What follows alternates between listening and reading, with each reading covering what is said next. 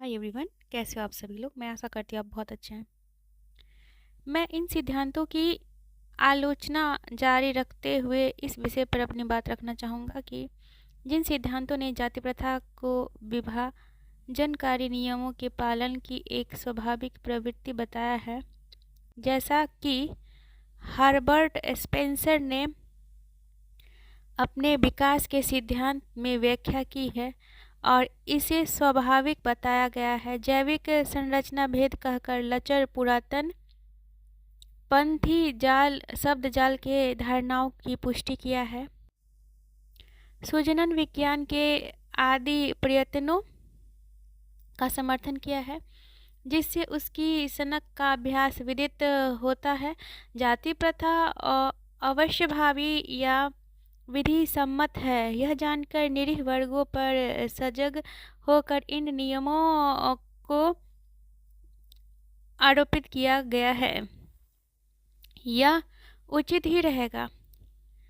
शुरू में यह बात दिलाऊं कि अन्य समाजों के भारत में जाति प्रथा। तो स्वागत है आप सभी का मेरे YouTube चैनल में। ये कहानी है जाति को लेके। ये पुस्तक का नाम ही है जाति प्रथा और मैं आप सबसे विनम्र निवेदन करूंगी कि आप मेरे YouTube को सब्सक्राइब कर दीजिए। भारत में जाति प्रथा, संरचना, उत्पत्ति और विकास इस पुस्तक की नाम है। ये बाबा साहेब अम्बेडकर के जीवन पे आधारित है और मैं ये कहूँगी कि मैंने इससे पहले मेरी कहानी मेरी ज़ुबानी पुस्तक पढ़ के सुनाया है, तो उसको आप जाके सुनिए, सब्सक्राइब करिए, शेयर करिए, बेल आइकन को प्रेस कर दीजिएगा।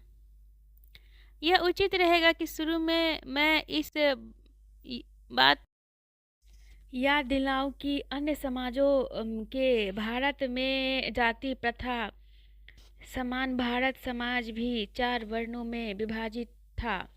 ये है पहला, ब्राह्मण या पुरोहित वर्ग, क्षत्रिय, सैनिक, वैश्य, व्यापारिक, शूद्र और अथवा शिल्पकार और श्रमिक वर्ग। इस बात पर विशेष ध्यान देना होगा कि आरंभ में यह अनिवार्य रूप से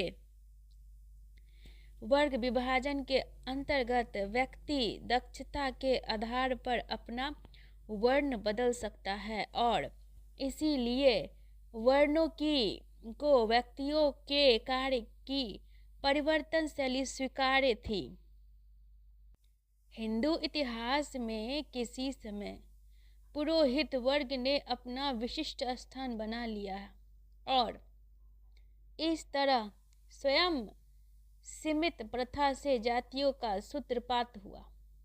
दूसरे वर्ण में समाज विभाजन के सिद्धांत अनुसार अलग अलग खेमों में बट गए। कुछ का संख्या बल अधिक था तो कुछ नगण्य, कुछ वैश्य, शूद्र और मौलिक रूप से वे तत्व। और मैं ये कहूँगी कि आप सभी से विनम्र निवेदन है कि आप इस YouTube परिवार को सब्सक्राइब कर दीजिए। जिनकी जातियों का अनगिनत शाखा और प्रशाखा कलंतर में उभरी है, क्योंकि सैनिक व्यवसाय के लोग असंख्य समुदाय में सरलता से विभाजित नहीं हो सकते, इसीलिए यह वर्ण सैनिकों और शासकों के लिए सुरक्षित हो गया। समाज का यह उपवर्गीकरण स्वाभाविक है, किंतु उपर्युक्त विभाजन में अप्राकृतिक तत्व है। इससे वर्णों में परिवर्तन शैली के मार्ग अवरुद्ध हो गए, वे संकुचित बनते चले हैं। जिन्होंने जातियों का रूप ले लिया, प्रश्न यह उठता है उन्हें अपने दायरा में रहने के लिए विवश किया गया और उन्होंने सजातीय विवाह का नियम अपना लिया। उन्होंने स्वेच्छा से ऐसा किया। मेरा कहना है कि इसका द्विपक्षीय उत्तर है, कुछ ने द्वार बंद कर लिया गया। कुछ ने दूसरे के द्वार अपने लिए बंद पाए। पहला पक्ष मनोवैज्ञानिक है और दूसरा चालाकी भरा, परंतु ये दोनों अन्यायश्रित और जाति संरचना की संपूर्ण रीति नीति में दोनों को व्याख्या जरूरी है। मैं पहले मनोवैज्ञानिक व्याख्या से शुरू करता हूँ। इस संबंध में हमें इस प्रश्न का उत्तर खोजना है, औद्योगिक, श्रमिक या अन्य कारणों से वर्ग अथवा जातियों ने अपने आप को आत्मकेंद्रित या सजातीय विवाह का प्रथा में क्यों बांध लिया? मेरा कहना है कि ब्राह्मणों के करने के कारण ऐसा हुआ। सजातीय विवाह या आत्मकेंद्रित रहना हिंदू समाज का चलन था और क्योंकि इसकी शुरुआत ब्राह्मणों ने की थी, इसीलिए गैर ब्राह्मण वर्ग अथवा जातियों ने बढ़ चढ़कर इसकी नकल की, सजातीय विवाह प्रथा अपनाने लगे। यहाँ खरबूजे को देखकर खरबूजे की रंग बदलने वाली कहावत चरितार्थ होती है। इसने सभी उपविभाजित को प्रभावित किया। इस तरह जाति प्रथा का मार्ग प्रशस्त हुआ। मनुष्य में नकलबाजी की जड़ें बहुत गहरी होती है। इस कारण भारत में जाति प्रथा के जन्म की व्याख्या पर्याप्त है। इसकी जड़ें उतनी गहरी है कि वाल्टर बेगोहट का कहना पड़ा, हमें यह नहीं सोचना चाहिए कि यह नकलबाजी स्वैच्छिक होती है। इसके पीछे कोई भावना काम कर रही होती है।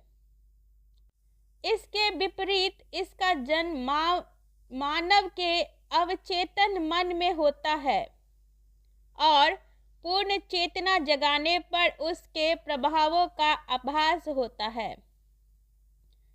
इस तरह उसके तत्काल उदय का प्रश्न नहीं, बल्कि बाद में भी इसका एहसास नहीं होता है। दरअसल हमारी नकल करने की प्रवृत्ति का स्रोत विश्वास होता है और ऐसे कारण है जो पूर्वकालीन रूप से हमें यह विश्वास कराते हैं कि विश्वास करने से विरक्त करते हैं। यह हमारी प्रकृति के स्पष्ट भाग हैं। सरल मन से नकल करने की प्रवृत्ति पर कोई संदेह नहीं है। नकल करने की इस प्रवृत्ति के विषय को गैब्रिएल टॉर्डे ने वैज्ञानिक अध्ययन का रूप दिया है, जिन्होंने नकल करने की प्रवृत्ति को 3 नियमों में बांटा है। उसने 3 नियमों से एक है कि नीचे वाले ऊपर की नकल करते हैं।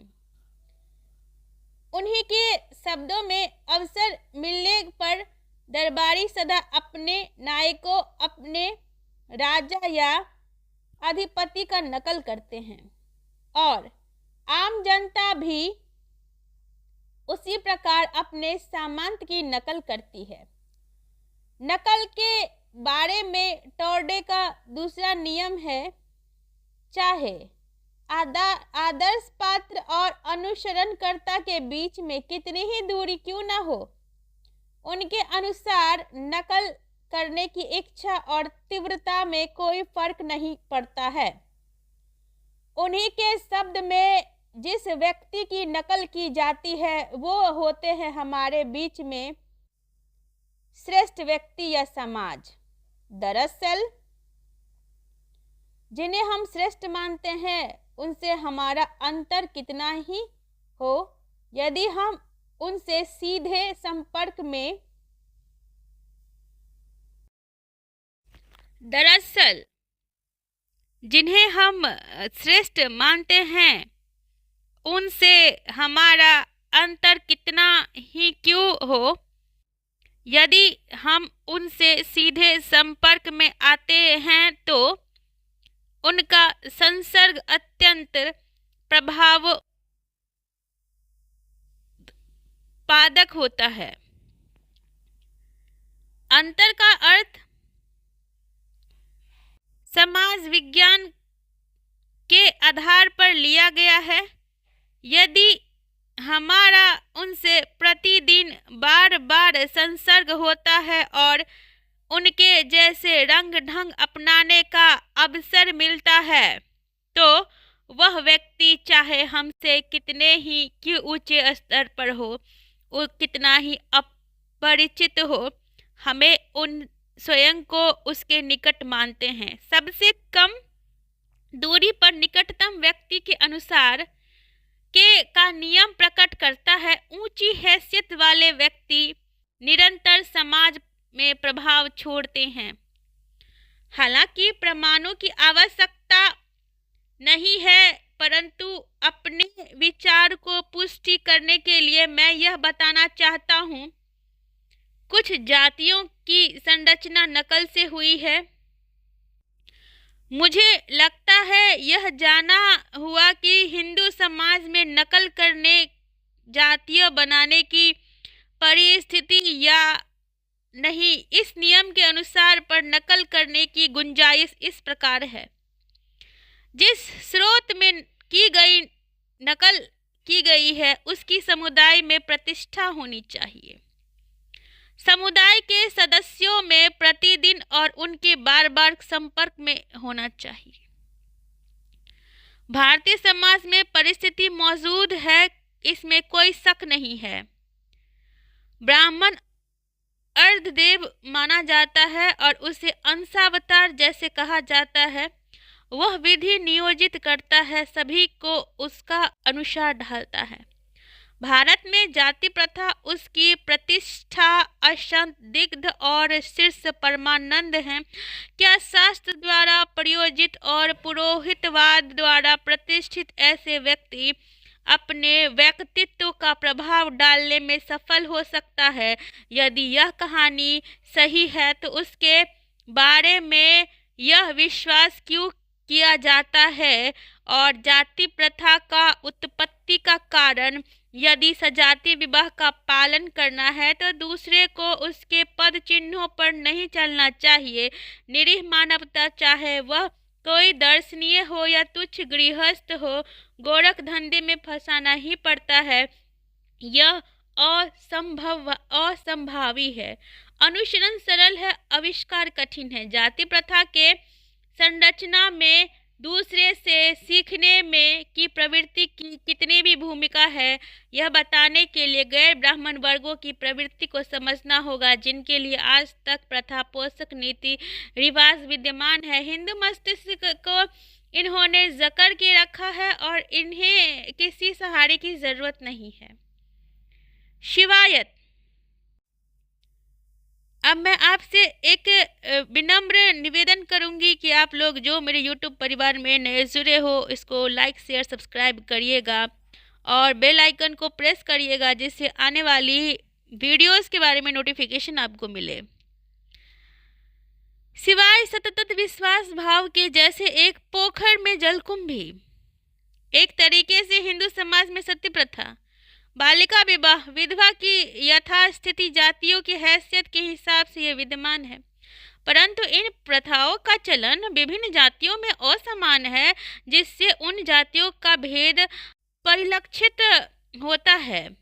मैं भेद शब्द का प्रयोग टार्डियन अर्थ में कर रहा हूँ, जो जातियों ब्राह्मण के निकट इन तीनों प्रथाओं की नकल का कड़ाई से पालन करती है। दूसरे जो इनसे कुछ कम निकट हैं और केवल वैध और बालिका विवाह प्रचलित है, अन्य कुछ और दूरी पर हैं। उनमें से केवल बालिका विवाह प्रमुख है, तो कुछ दूरी लोग जाति प्रथा के सिद्धांत का अनुसरण करता है। मैं निस्संदेह कह सकता हूँ कि मैं निसंदेह कह सकता हूँ कि यह अधूरी नकल इसी प्रकार है जैसे टोडे ने दूरी बताया। आशंकीय रूप से यह प्रथाओं का पार्श्विक लक्षण है। यह स्थिति टर्डे के नियम पूर्ण उदाहरण है।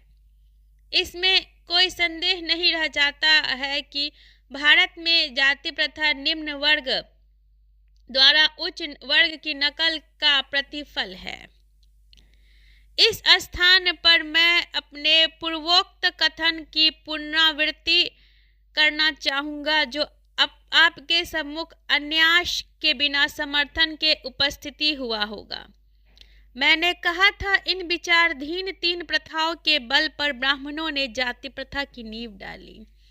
उस विचार के पीछे मेरा तर्क यही था, इन प्रथाओं को अन्य वर्गों ने वही से सीखा। गैर ब्राह्मण जातियों में इन रिवाजों के ब्राह्मण जैसी नकल प्रवृत्ति की भूमिका पर प्रकाश डाली और कहता है कि आप सभी से एक विनम्र निवेदन है कि मेरे YouTube चैनल को सब्सक्राइब करिएगा। चाहे वो अपनी आदत से परिचित भी ना हो, यदि वर्गों ने किसी से सीखा है तो अर्थ में समाज में उन प्रथाओं का किसी न किसी वर्ग से प्रचलन रहा होगा और उसका दर्जा काफ़ी ऊंचा ही हुआ होगा, तभी दूसरे के आदर्श हो सकता है। परंतु किसी ईश्वरवादी समाज में कोई आदर्श नहीं है।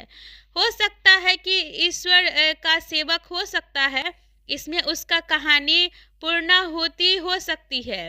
निर्बल थे जिन्होंने अपने को अलग कर लिया और हमें अब यह देखना है कि दूसरे ने अपने लिए उनके दरवाजे बंद देखकर अपने घर क्यों बंद कर लिया। इसे मैं जाति प्रथा के निर्माण की क्रिया विधि की प्रक्रिया मानता हूँ। यही कारीगरी थी क्योंकि ऐसा अवश्यभावी होता है। यह दृष्टिकोण और मानसिकता जिसके कारण हमारे पूर्वावृत्त की विषय में व्याख्या करने से कतरा गए और क्योंकि उन्होंने जाति को एक अलग इकाई मान लिया, जाति को एक अलग इकाई मान लिया। मैं आप सभी से एक विनम्र निवेदन करती हूँ कि मेरे YouTube परिवार को अवश्य सब्सक्राइब कर दीजिएगा जो लोग नए जुड़े हैं। और मैं ये भी कहूँगी कि इस YouTube चैनल पे मैंने मेरी कहानी, मेरी ज़ुबानी, डॉक्टर बाबा साहेब अम्बेडकर की कहानी मैंने यहाँ पे ऑडियो बुक डाली है। आप उस ऑडियो बुक को सुनिए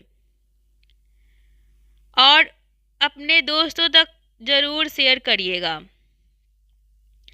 तो मैं ये कहूँगी कि इसको आप निरंतर रोज़ सुनिए, क्योंकि मैं अपना ऑडियो बुक यहाँ पे रोज़ डालती हूँ, तो आप इसको रोज़ सुनिए। कहता है, मैं इसका उदाहरण देता हूँ। अपने जाति संरचना करते समय ब्राह्मणों ने ब्राह्मण इतर जाति बना डाली। अपने तरीके से मैं कहूँगा अपने आप को एक बड़े बाड़े में बंद करके दूसरे को बाहर रखने के लिए विवश किया। एक उदाहरण से मैं अपनी स्पष्ट बात करूँगा। भारत को संपूर्ण रूप में देखें, जहाँ विभिन्नता नामों की विभिन्न समुदाय और अपना समुदाय से लगाव हिंदू, मुसलमान, यहूदी, ईसाई और पारसी, लेकिन हिंदू को छोड़कर शेष के अंतरंग जाति भेद नहीं और परंतु एक दूसरे के साथ व्यवहार में उनमें अलग अलग जातियों हैं। यदि पहले 4 समुदाय अपने को अलग कर ले तो यह पारसी अपने आप में ही बाहर हो जाएंगे, परंतु परोक्ष रूप से ये आपस में अलग समुदाय बना लेंगे। संकेतित रूप से मैं कहना चाहता हूँ कि यदि क सजातीय विवाह पद्धति में सीमित रहना चाहते हैं तो निश्चित रूप से ख को विवश होकर अपने में ही सीमित कर रह जाना पड़ेगा। तो आज के लिए बस इतना ही रहने देते हैं, तो कल मिलते हैं। आपको इसी अध्याय को आगे बढ़ाएंगे। ये जाति प्रथा की अध्याय बहुत ही रोचक कहानी है। मुझे ये आपके साथ साझा करके बहुत ही अच्छा लग रहा है। जय भीम, जय अम्बेडकर साहब जी की जय हो।